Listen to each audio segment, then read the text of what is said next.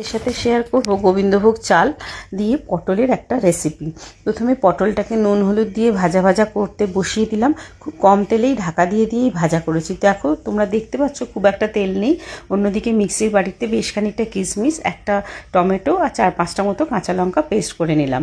আর এদিকে ওই পটলের উপরে খানিকটা গোবিন্দভোগ চাল দিয়ে বেশ একটু নাড়াচাড়া করে ভাজা ভাজা হওয়ার পরে আমি তো আদা খানিকটা বেটে রাখি, তাই ওই আদা বাটাটা দিয়ে দিলাম। আর ওই মিক্সিতে যে মশলাটা পেস্ট করেছিলাম ওটা দিয়ে বেশ ভালো করে নাড়াচাড়া করে নিলাম।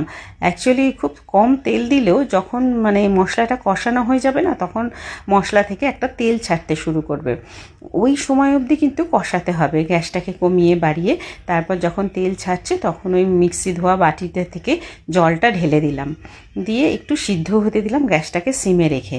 তারপরে কি করলাম, যখন আধা সিদ্ধ হয়েছে তখন খানিকটা চিনি ওতে অ্যাড করেছিলাম একটু মিষ্টি হবে বলে।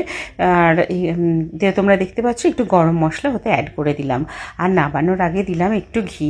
এত অপূর্ব খেতে হয়েছিল, ওটা দিয়েই মনে হচ্ছে ভাতটা পুরো খাওয়া হয়ে যাবে। তোমরা অবশ্যই একবার ট্রাই করো, আর করার পরে তোমরা আমাকে জানিও, আর ফলো করতে ভুলো না, অবশ্যই কমেন্টস